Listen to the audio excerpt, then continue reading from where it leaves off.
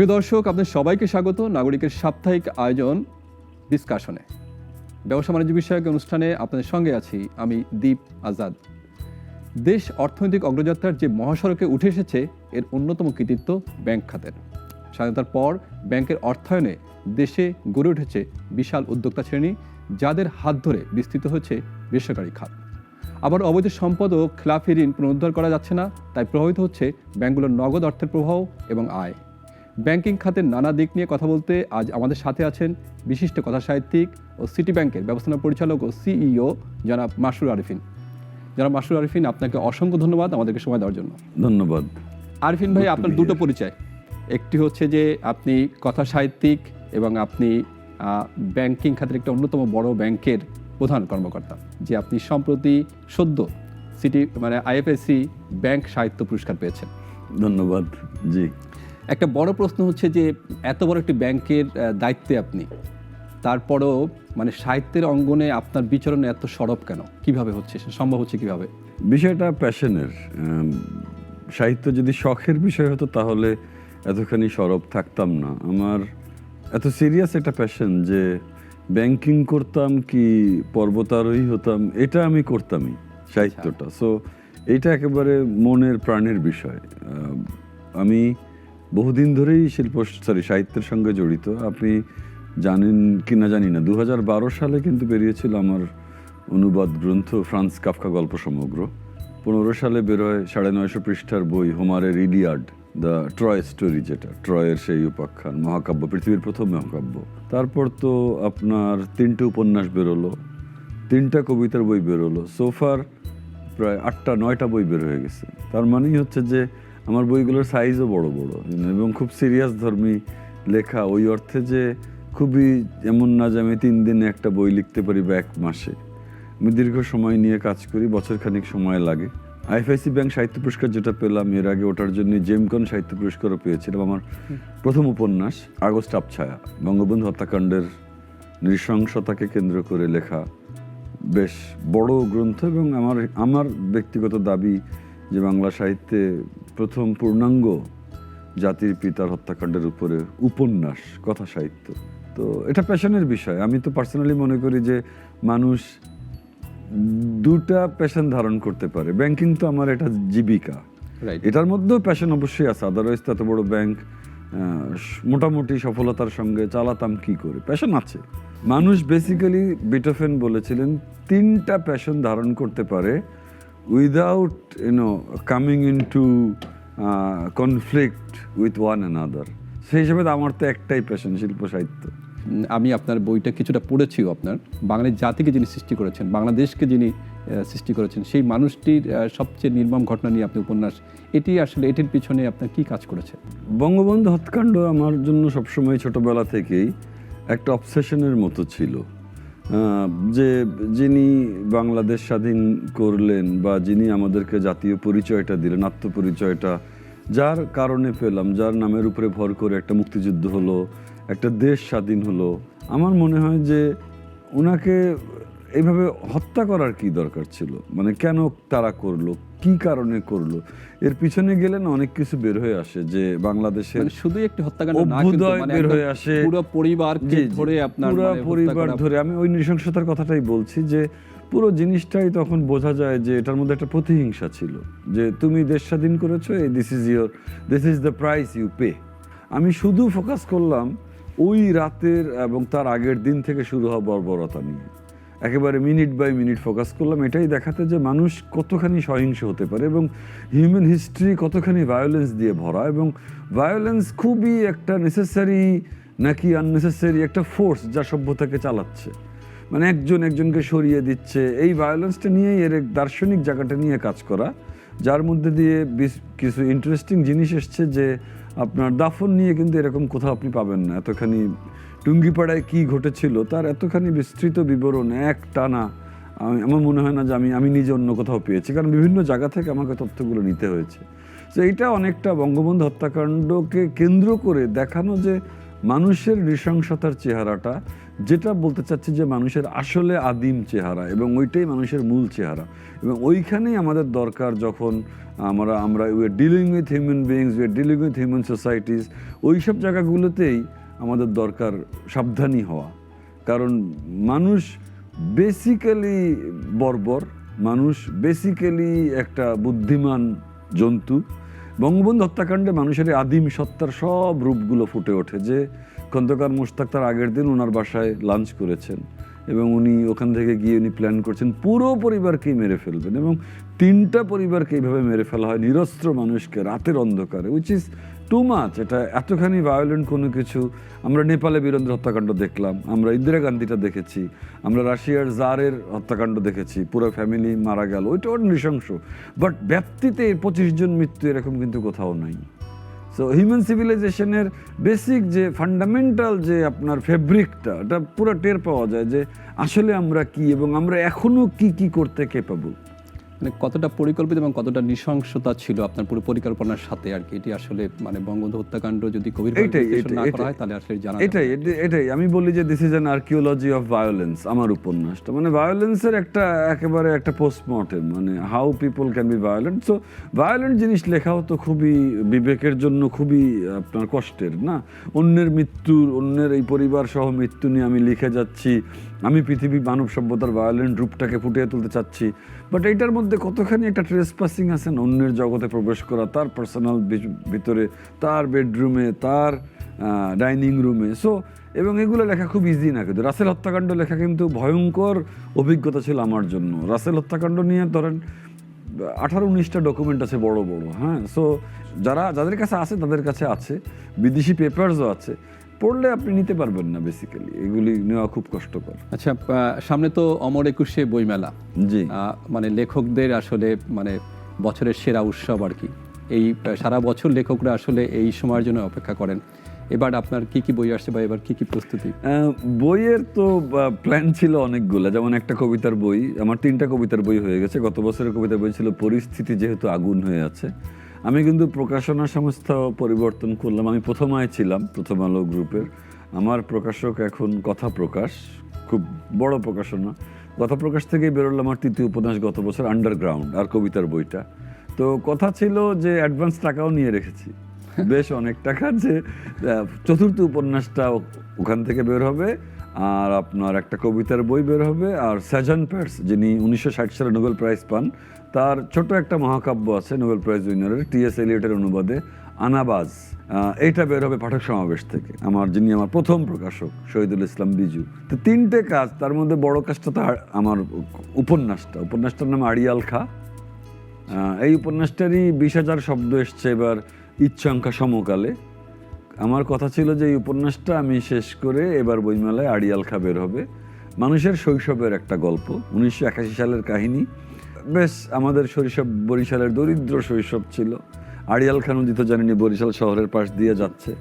তো ওইখানেই একটা মজার গল্প ছিল, ওইটা নিয়ে উপন্যাসটা, যেটা আমি বলতে চাচ্ছিলাম যে এই যুগের পথের পাঁচালী। কারণ আমাদের শৈশবটা তো অনেক সবুজ ছিল, অনেক গাছে ভরা ছিল, অনেক নিশ্চিন্দিপুরের মতো ছিল বিভূতিভূষণের। সো ওই রকমই একটা মায়া ভরা শৈশবের একটা উপাখ্যান, যার মধ্যে অবশ্যই ভয়ঙ্কর কিছু ভায়োলেন্ট বিষয় আছে। সো আমার মনে হয় আড়িয়াল খা বের হবে, এছাড়া কবিতার বইটা অনুবাদটা বের হবে না। আমরা এই পার্টের শেষ দিকে আমি যদি আপনার সাহিত্যকর্ম নিয়ে পাঠকদের উদ্দেশ্যে, আপনার পাঠক যারা, তাদের উদ্দেশ্যে কিছু বলতে চান। পাঠকরা মাচ স্মার্টার দ্যান রাইটার্স। আমরা পাঠকদেরকে অবমূল্যায়ন করি, মনে করি আমি লেখক, উঁচু কোনো হায়ার সিটে বসে আছি, পাঠক পড়বে। নো, পাঠক কিন্তু রাইট বিচারক। পাঠক বুঝতে পারে এই লেখক কোথায় কোথায় তার দুর্বলতা, কোথায় কোথায় লেখক গোজামিল দিল, কোথায় কোথায় তাড়াহুড়া করলো, পাঠকের কাছে সব ধরা পড়ে। পাঠকদেরকে উপদেশ দেওয়ার আমার কিছু নাই, উল্টা পাঠকের কাছ থেকে যদি উপদেশ নিতে পারতাম তাহলে নিজের লেখার কিছু অ্যাডজাস্টমেন্ট হয়তো করতে পারতাম। আরফিন ভাই, আমরা একটা বিরতি নেব, আপনি আমাদের সঙ্গেই থাকুন। Thank you. দর্শক, ডিসকাশনে আজকের অতিথি বিশিষ্ট কথা সাহিত্যিক এবং সিটি ব্যাংকের ব্যবস্থাপনা পরিচালক ও সিইও জনাব মাসরুর আরিফিন। এতক্ষণ কথা বলছিলাম তার সাহিত্যকর্ম নিয়ে। এই বিরতির পর ফিরে এসে অবশ্যই আমরা ব্যাংকিং খাত থেকে কথা বলবো, আমাদের সঙ্গেই থাকুন।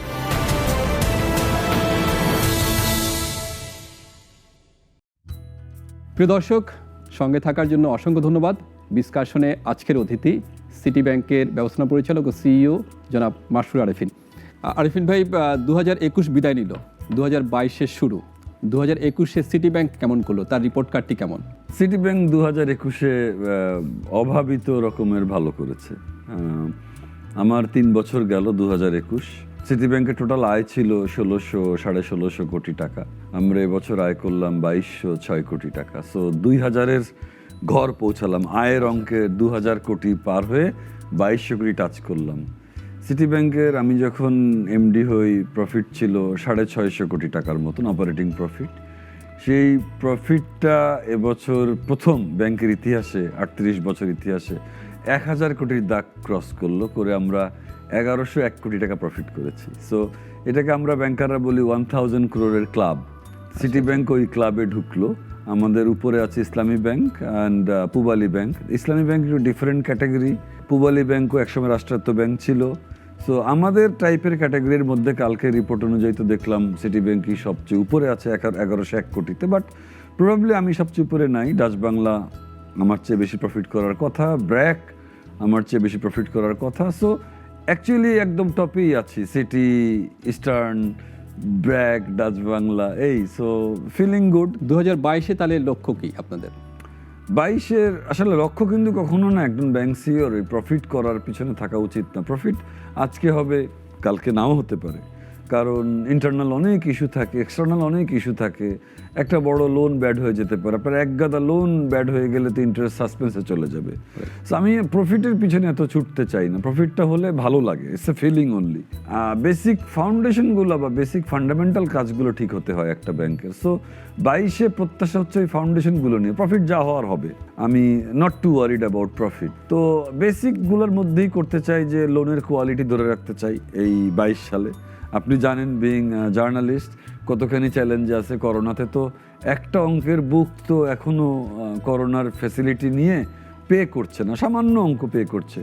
সো তাদের বুকটা আমাদের সিটি ব্যাংকের বুকের টোটাল লোন বুকের 8% তারা।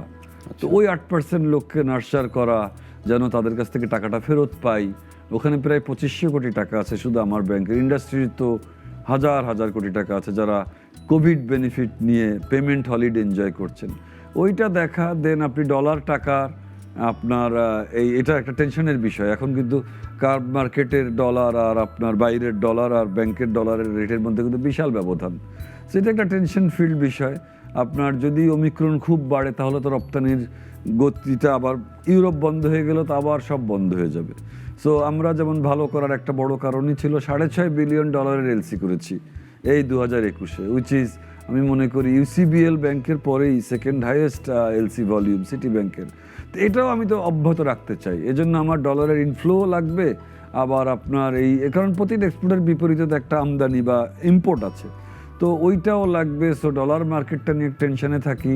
তারপরে আপনার লিকুইডিটি নিয়ে একটা টেনশনে থাকি যে সরকার বলে দিল যে আপনি যদি 1 লাখ টাকা ব্যাংকে রাখেন আপনার fixed deposit rate can't be lower than মুদ্রাস্ফীতির রেট, উইচ ইজ 5.7। তো আমি এখন লোনই দিচ্ছি 9%। আমি যদি 5.7 বা 6-এ আপনার টাকাটা নিয়ে আমি লোন 9-এ দেই, আমার তো আর কিছু থাকে না আসলে, না থাকে না। তো এখন ফিক্সড ডিপোজিটে সরকারের আইনকে শ্রদ্ধাও করি, তারা আরও বিগার জায়গা থেকে দেখেন, জনস্বার্থের জায়গা থেকে দেখেন। তো আমাদের এরই মধ্যে এইটা একটা টেনশন যে প্রচুর ফিক্সড ডিপোজিট হবে যেগুলো হাই কস্ট হবে। সো কস্ট অফ ডিপোজিট একটা টেনশন, ডলার টাকার রেটটা একটা টেনশন, রপ্তানি এভাবে চলবে কিনা টেনশন, ইউরোপ বন্ধ হয়ে যাবে কিনা টেনশন, আমেরিকা বন্ধ হয়ে যাবে কিনা টেনশন। ব্যাংকের এইগুলি, আর হচ্ছে যে করোনার কারণে যে পেমেন্ট হলিডে এনজয় করছে যেসব ব্যবসায়ীরা, তাদের ওই লোনের টাকাটা ফেরত পাবো কিনা, কবে পাবো, কিভাবে পাবো। সো টেনশনের তো আসলে কোনো শেষ নাই। এরই মধ্যে ডিজিটালে গেলাম city bank, so which is another tension. আপনি বিকাশ কাস্টমার যদি হন, বাংলাদেশের ইতিহাসে প্রথম ডিজিটাল ন্যানো লোন চালু হলো। আপনারা বিকাশ অ্যাপে যাবেন, বিকাশ অ্যাপে গেলে 2-3 স্ক্রিন পরেই দেখবেন জিজ্ঞেস করছে আপনি কি দীপ আজাদ, আপনি কি সিটি ব্যাংক থেকে লোন চান? আচ্ছা, আপনি ইয়েস দিবেন, ওরা 3 সেকেন্ডে ক্যালকুলেট করে আলিবাবার আলিপে ইঞ্জিন করে আপনাকে আপনার বিকাশ ওয়ালেটে লোনের টাকা দিয়ে দেবে, আপ টু 20,000 টাকা। আমরা লঞ্চ করেছি 15-20 দিন আগে, সোফার প্রায় 3 কোটি টাকা মানুষ নিয়েছে, প্রায় 11,000 বিকাশ কাস্টমার। সো ওইটাও তো গ্রো করছে, ওটাও ইটসেলফ ইজ টেনশন। এটা আপনার বিকাশের সাথে মানে আপনার একজন মানে ব্যাংকের আসলে চুক্তিটা কেমন হলো, আর মানে গ্রাহকের আসলে দায়বদ্ধতা কোন জায়গায় এরকম? এটার নাম হচ্ছে আপনার ডিজিটাল ন্যানো লোন। এটা ব্যাংক একা করতে পারে না, এটা সবসময় ব্যাংকগুলি করে with MFS company or Telco, এদের সাথে। আফ্রিকাতে সফল, ল্যাটিন আমেরিকায় সফল, চীনে, ফিলিপিন্সে সফল। তো বাংলাদেশে এই যুগে প্রবেশ করলো, আমরা বিকাশকে চুজ করেছি। বিকাশ আমাদের পার্টনার, একসাথে বিকাশ আর আমরা মিলে স্টাডি ট্যুরও করেছি আফ্রিকায়। 1 বছর ধরে পাইলট চলেছে। বিকাশের কাছে ওই কাস্টমার বেসটা আছে যেটা একটা ব্যাংকের নাই। রাইট, 5.5 কোটি তার কাস্টমার, আপনি আমি সবাই, আমাদের প্রত্যেকের ওখানে একটা রেকর্ডও আছে। ওই রেকর্ডের বেসিসে সিটি ব্যাংকের লোন লাইসেন্স, লোনের টাকাটা সিটি ব্যাংকের, বিকাশের অ্যাপে বসেই আপনি ওই লোনটা পাচ্ছেন আপনার বিকাশের রেকর্ড মোতাবেক। আমি কিন্তু পাই নাই, আমি নিজে পাই নাই, কারণ কি আমি বিকাশের ট্রানজ্যাকশন কম করেছি। আমি যদি অনেক ট্রানজ্যাকশন করতাম, বিকাশ আমাকে রিড করতে পারতো, করে আমাকে লোনটা দিত। সো আমি এই লোনটা পেতে হলে আপনাকে রেগুলার বিকাশ ট্রানজ্যাকশন করতে হবে। তো এটা digital nano loan, micro loan, একদমই আপ টু 20,000 টাকা 3 মাসের মধ্যে পে করতে হয়। সবাই 1 মাসেই পে করে দেয়। আমি তো চাই সিটি ব্যাংকের ধরেন 30-32 হাজার কোটি টাকার লোন বুক আছে, আমার লোন বুকের 1/3 এই ডিজিটাল ন্যানো লোন হোক, তাতে মানুষেরও উপকার, সত্যিকারের উপকার। তো এইখানে এনজিওগুলো এখনো লোন দিচ্ছে 28% রেটে। হ্যাঁ, আপনি বুঝেন, আর এটা 9%-এ পাচ্ছেন। এবং তিনি তাকে বোধহয় কোথাও যেতেও হচ্ছে না মানে লোনটি নেওয়ার। আমি তাকে চিনিও না। আমার 11,000 লোক যে লোন নিল এই যে 3 কোটি টাকা এই গত 15 দিনে, তাদের কাউকে আমি চিনি না, কোনোদিন চিনবো না। এরা বিকাশ কাস্টমার, এবং আপনার সাথে তাদের কাগজপত্রে কোথাও কোনো একটা সিগনেচার, তাদেরকে জীবনে আমি দেখবো না, চিনবো না। এরা কেউ লালমনিরহাটের, কেউ ভোলার, কেউ খুলনার, কেউ সাতক্ষীরার প্রত্যন্ত ভোমরার, আমি তাদেরকে জানি না এরা কারা। মানে এজেন্ট ব্যাংকিং থেকেও এটা আসলে মানে আরো বেশি প্রত্যন্ত মানুষ। এইটা হচ্ছে একটা এথিক্যালি রাইট, যেটা হওয়া উচিত ছিল। এটাই হচ্ছে ফিনান্সিয়াল ইনক্লুশন। আপনি জনগণের, গরিব মানুষের নিয়ে এজেন্ট ব্যাংক করবেন, যেহেতু আপনি এটা বললেন তাই বলি, তাদের ডিপোজিটটা আপনি আপনার ব্যাংকে নেবেন, এই তো কথা। তাদের বালিশের নিচে রাখা টাকাটা, তাদের ম্যাট্রেস মানি নাম হয়েছে এটার, হ্যাঁ, তো ম্যাট্রেসের তলায় রাখা টাকাটা গ্রামবাসীর, গ্রাম বাংলার প্রত্যন্ত অঞ্চলের মানুষের আপনি ব্যাংকিং সিস্টেমে আনবেন, এটাই তো কথা। তা শুধু তাদেরটা আনবেন, তাদেরকে কিছু দিবেন না, তাদেরকে তাদের লোন পাওয়ার রাইট নাই। Right, that was the ethical problem of বাংলাদেশের ফিনান্সিয়াল ইনক্লুশন। বাংলাদেশের যে আর্থিক অন্তর্ভুক্তি বলা হয়, এটাতে শুধু সারা দেশের কোটি মানুষের টাকাটা ব্যাংক সিস্টেমে নেওয়ার কথা হচ্ছিল। ইভেন বিকাশ নগদ যা করে, এটা কি আপনার টাকা আমাকে, আমার টাকা তাকে, মানি ট্রান্সফার, কোনো, এটা বিরাট সুবিধা। বাট আসল বিশ্বাস তো তাদেরকে আপনার করতে হবে লোন দিয়ে। হ্যাঁ, একটা মানুষ যে কোনো সময় তাদের আপনি টাকাটা ভোগ করতে পারবেন, তাদেরকে বিশ্বাস করতে পারবেন না। টাকা পাওয়ার, আমাদের তো আগে যাদের মানে এটিএম, ক্রেডিট বা ডেবিট কার্ড যাদের ছিল, তারাই শুধু তাৎক্ষণিকভাবে মানে কোনো একটি বুথে গিয়ে টাকাটা তুলতে পারতাম। কিন্তু এর ফলে যে হচ্ছিল, ব্যাংক থেকে তাৎক্ষণিকভাবে তার মানে মোবাইল অ্যাপ থেকেই 2 থেকে 3 মিনিটের মধ্যে সেই টাকাটি মানে নিতে পারছে। না, এটা তো সে লোন পাচ্ছে। আপনি এটিএম এ গিয়ে তো নিজের টাকা তুলছেন, নিজের টাকা, আর এটা তো আপনার নিজের টাকা না, আপনি লোন নিচ্ছেন। যেভাবে আপনার ট্রান্সকম গ্রুপ একটা লোন পাচ্ছে, যেভাবে আপনার আনিসুল হক সাহেবের কোম্পানি একটা মোহাম্মদী গ্রুপ লোন পাচ্ছে, ঠিক তেমনি একটা গ্রামের মানুষ আসিয়া খাতুন, উনিও তার বিকাশ অ্যাপে ঢুকে লোন পাচ্ছে। সো ব্যাংক তাকেও বিশ্বাস করছে, শুধুমাত্র তার টাকাটা ব্যাংকের ডিপোজিট হিসেবে নেওয়ার ব্যাংক তালে নাই। সো ফিনান্সিয়াল ইনক্লুশনে কিন্তু নতুন যুগে ব্যাংক ঢুকলো। আমাদের এটা উদ্বোধন করেছিলেন ওই জন্যই কিন্তু জুনায়েদ আহমেদ পলক সাহেব, আমাদের আইসিটি মিনিস্টার, উদ্বোধন করলেন। Because this is definitely a big আপনার একটা পিলার অফ আপনার ডিজিটাল বাংলাদেশ, যে বাংলাদেশ ডিজিটালি এখন লোন দিচ্ছে। আমার মনে হয় যে আমরা অবশ্য মানে হয়তো কোনো কারণে মিস করেছি, হয়তো সিটি ব্যাংক এবং বিকাশের যদি প্রচারণাটা আমার মনে হয়, তাহলে তার মানুষ কিন্তু আরো আমাদের করা উচিত। বাট একটু স্লো যাচ্ছে, শুরুতে একটু বিহেভিয়ার গুলো দেখি। একটা লোন তো সামান্য 10,000 টাকা, 5,000 টাকা, সো এটা সুদের হার 9%। সুদের হার 9%। এগুলোর মেইন লক্ষ্য হচ্ছে যে মানুষ এটা দিয়েই ওয়ার্কিং ক্যাপিটালটা সাশ্রয়ভাবে পেয়ে যাক। মানে কারো একটা ছোট দোকান আছে চর ফ্যাশনে, ওই দোকানের মালটা তুলবে, 8,000 টাকা লাগবে, এই বিকাশ থেকে নিয়ে নিল, 8,000 টাকায় মালটা কিনে মালটা তুললো, দোকানটা ভরলো, বা 18,000 টাকা আপ টু 20,000 টাকা পে করে দিল, আবার নিল, সারা বছর এই সাইকেলে চলতে থাকলো, 9% রেট। আরিফিন ভাই, আরেকটি বিরতি নিচ্ছি, আপনি আমাদের সঙ্গেই থাকুন। Thank you.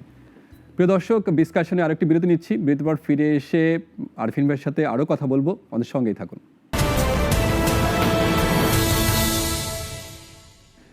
প্রিয় দর্শক, বিরতির পরে আবারও স্বাগত ডিসকাশনে। সঙ্গে থাকার জন্য অসংখ্য ধন্যবাদ। আজকের অতিথি বিশিষ্ট কথাসাহিত্যিক এবং সিটি ব্যাংকের ব্যবস্থাপনা পরিচালক ও সিইও জনাব মাসরুর আরেফিন। আরেফিন ভাই, গেল বছরে আপনারা অনেকগুলো কাজ করেছেন, যেটি হচ্ছে যে সিটি ব্যাংকটি আসলে বাংলাদেশে একটা one of the posh bank হিসাবে কিন্তু দেখা হয়। আমরা দেখলাম যে আপনারা এমএফএস লোনের দিকে চলে গেলেন বিকাশের সাথে। তারপরে কার্ডে বাংলাদেশে আপনারা সবচেয়ে এমএক্স কার্ডের সবচেয়ে বড় প্রোভাইডার আপনারা। তারপরে হলো নতুন যেটি হচ্ছিল সেটি হচ্ছে সিটি ব্যাংকের ইসলামী ব্যাংকিং চালু করা। সব কিছু মিলিয়ে সিটি ব্যাংকের আসলে যাওয়ার পথটি কোন দিকে, মূল লক্ষ্য অভিমুখ? সিটি একদম জনমানুষের ব্যাংক হতে চায়। কার্ডেরটাই এক লাইনে বলি, আজকে কার্ডে আমার 32-33-35% মার্কেট শেয়ার। আমার কার্ডে আমাদের সিটির ইস্যু করা প্লাস্টিকে প্রায় 5,000 কোটি টাকা মানুষ ট্রানজাকশন করে, দোকানে, রেস্টুরেন্টে, কেনাকাটায়, দেশের বাইরে। আমাদের বসানো পজ মেশিনগুলোতে দোকানে দোকানে যেটা আছে 4,500 কোটি টাকা বছরে ট্রানজাকশন হয়। সো আপনার ইটস এ হিউজ সাইজ। আমার টোটাল যে আয় বললাম 2,200 কোটি, তার মধ্যে শুধু কার্ড ব্যবসার আয় 340 কোটি। আমি পাবলিক লিমিটেড কোম্পানি, আমার সব ডেটাই জনগণের কাছে প্রকাশ করতে আমি বাধ্য। 340 কোটি টাকা আমি কার্ডের থেকেই আয় করি, চিন্তা করেন। বাট এটা ব্যয়ের আগে, ব্যয় অনেক। কার্ডের আবার ব্যয় পুরো যা আয় করেন 100 টাকা আয়ের 80 টাকাই ব্যয় কার্ডে, বা 75 টাকা ব্যয় হয়ে যায়। সো কার্ড তো ভালো যাচ্ছে, কিন্তু আমি কিন্তু খুশি নাই 5-6 লাখ 7 লাখ ক্রেডিট কার্ড দিয়ে। আমি মনে করি যে সিটি ব্যাংক এখনো কার্ড ব্যবসা শুরুই করে নাই। কারণ বাংলাদেশের অর্থনীতির যে এখন অবস্থা, সমস্ত ডেইলি যে পরিমাণ মানুষ লোয়ার ইনকাম গ্রুপ থেকে মিডল ইনকাম গ্রুপে গ্র্যাজুয়েশন হচ্ছে, আপনি জিডিপির দিকে তাকান। যখন শেখ হাসিনার এই সরকার পাওয়ারে আসে, $91 বিলিয়ন জিডিপি, জাস্ট $91 বিলিয়ন। আজকে জিডিপি $410 বিলিয়ন। মাঝখানে অনলি গেছে 13 বছর। 13 বছরে আপনি ছিলেন পৃথিবীর 65 নম্বর ইকোনমি বা 64 নম্বর অর্থনীতি। 13 বছরে আপনার ম্যাক্সিমাম 60 নম্বর অর্থনীতির হওয়ার কথা। আপনি আজকে পৃথিবীর 32 নম্বর অর্থনীতি। আজকে পাকিস্তান জাস্ট $290-300 বিলিয়ন ইকোনমি। আপনি এত বড় সাইজে $2,500 আপনার পার ক্যাপিটা ইনকাম। এইখানে কিন্তু কার্ড আমি মনে করি মুড়ি মুরগির মতন প্রোডাক্ট হওয়া উচিত। এই কার্ড কিন্তু একদম দর্শনা থেকেও কার্ড ইস্যু করা উচিত। আমাদের জায়গা বাই জায়গা যাওয়া উচিত। যে বানারি পাড়া, এখানে ওর দোকান কয়টা, দেখা গেল 20টা দোকান। মানুষ কজন আছে, দেখা গেল 2,000। তো 20টা দোকান আগে পজ বসাও, ওই 2,000 মানুষের মধ্যে 500 মানুষকে কার্ড দিয়ে দাও। আমাদের এইভাবে একদম জিওগ্রাফিক্যালিও যেতে পারি, বাই সেগমেন্ট যেতে পারি, উইমেন সেগমেন্টে যেতে পারি। সো কার্ড আমি আরো বড় আকারে সিটি কার্ড অভিমুখ এইটাই যে ক্রেডিট কার্ডটা শুড বি জাস্ট লাইক বিকাশের মতন, সবার জন্য পণ্য। সবাই ছোট ছোট লিমিট নিবে, কার্ড ইউজ করবে। কত কনভিনিয়েন্ট না, পকেটে টাকা রাখতে ভুলে যায়, টাকা হারায় যায়, কত কত নিজেকেও শৃঙ্খলা। এখন সারা বিশ্বে এখন ক্যাশলেসের দিকে কিন্তু বেশি ধাবিত হচ্ছে। ক্যাশলেসের দিকে তো আমাদের মাননীয় প্রধানমন্ত্রীরও তো ডিজিটাল বাংলাদেশের লক্ষ্য ওইটাই যে ক্যাশলেস সোসাইটি, ক্যাশ তো থাকতেই হবে। তো এটা গেল কার্ডের কথা। ইসলামী ব্যাংক লঞ্চ করা কিন্তু একই অভিমুখেরই ইঙ্গিত বহন করে। ইসলাম কিন্তু আমাদের রিলিজন, এখানে 93% মানুষ মুসলিম।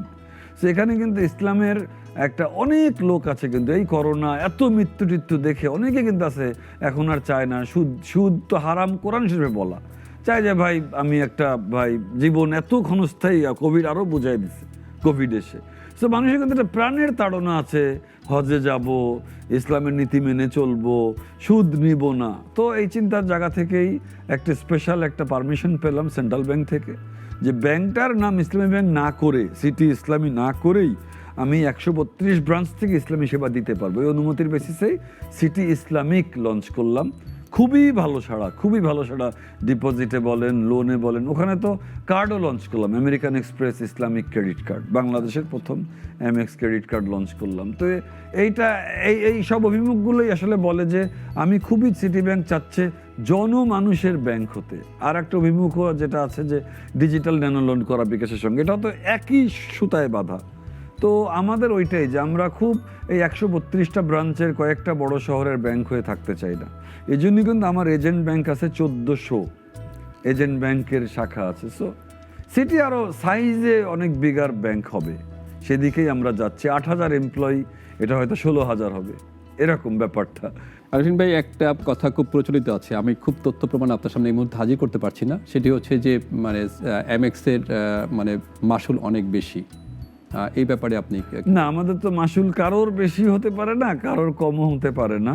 কারণটা হচ্ছে যে আপনার সমস্ত কিছু এখন সেন্ট্রাল ব্যাংক দ্বারা নির্ধারিত। আপনার কাস্টমারের আগে হয় কি, একটা জিনিস আছে annual fee for American express platinum card বেশি, কারণ ওখানে যে সুবিধা আমরা দেই, 25,000 টাকা আপনি অ্যানুয়াল ফি দেন, আমি আপনাকে একদম টাকায় গুণে 21,000 টাকার সুবিধা দিয়ে দিই।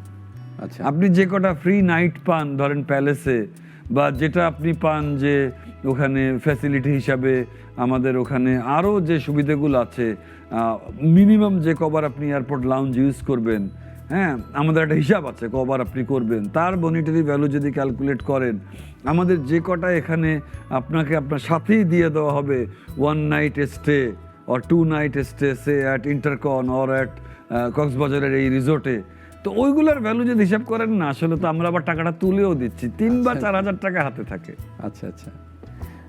আমরা অনুষ্ঠানের শেষ দিকে আছি, মানে আপনি একটু বলেন রিটেল ব্যাংকিং মানে খাতের অবস্থাটা কি আপনার সিটি ব্যাংকের এই ক্ষেত্রে ভূমিকা? সিটি তো রিটেলে অন্যতম বড় ব্যাংক। রিটেল ব্যাংকিং আমাদের প্রায় 17,000 কোটি টাকা রিটেল ডিপোজিট, অ্যারাউন্ড 18,000 কোটি টাকা।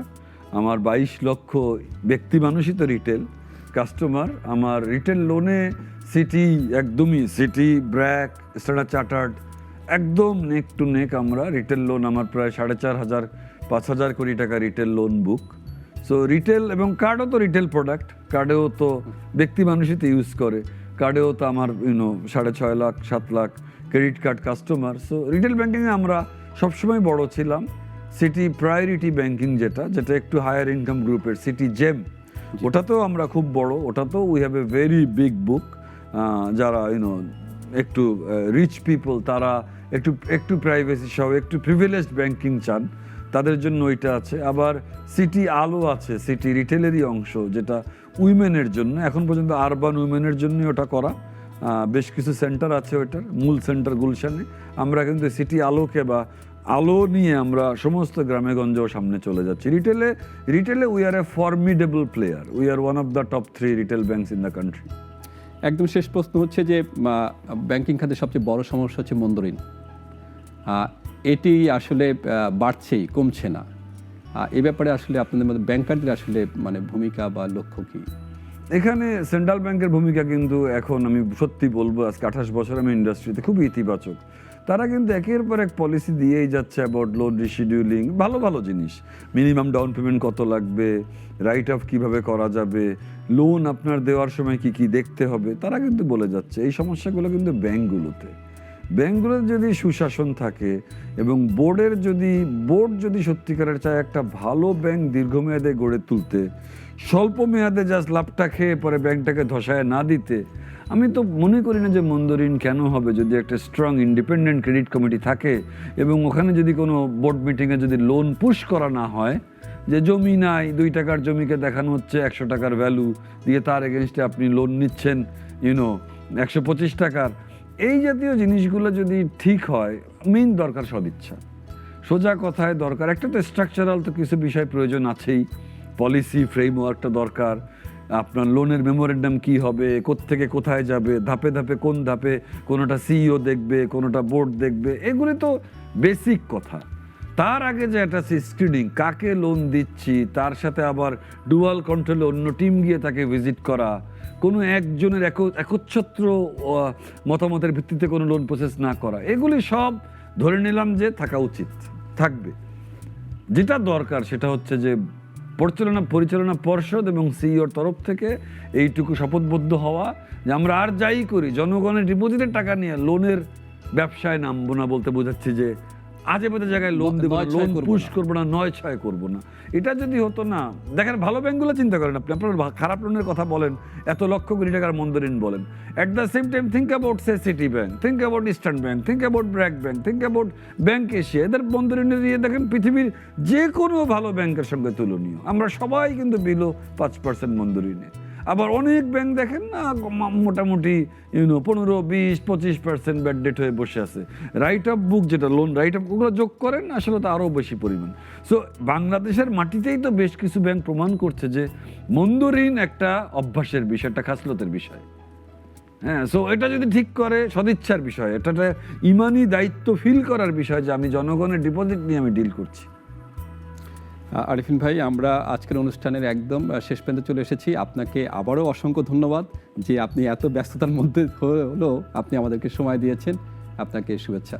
অনেক ধন্যবাদ দীপ ভাই আপনাকে। Thank you so much, I truly enjoyed it. Thank you. প্রিয় দর্শক, আজকের ডিসকাশনের আয়োজন এখানেই শেষ করছি। আমরা আজকের অতিথির কাছ থেকে আসলে দুটি বিষয় জানলাম। তার আসলে দুটি সত্তা খুব সমানভাবেই চলে। একটি হচ্ছে তিনি বিশিষ্ট কথা সাহিত্যিক এবং ব্যাংকিং খাতের প্রথম সারির অত্যন্ত পরিচিত মুখ। আমরা আশা করি আপনারা আজকের অতিথির অনেক বিষয় জানতে পেরেছেন তার সাহিত্য সম্পর্কে এবং বিশেষ করে আমাদের ব্যাংকিং খাত নিয়ে। আবার দেখা হবে নতুন কোনো বিষয় নিয়ে, নতুন কোনো অতিথি নিয়ে। সে পর্যন্ত ভালো থাকবেন, সুস্থ থাকবেন।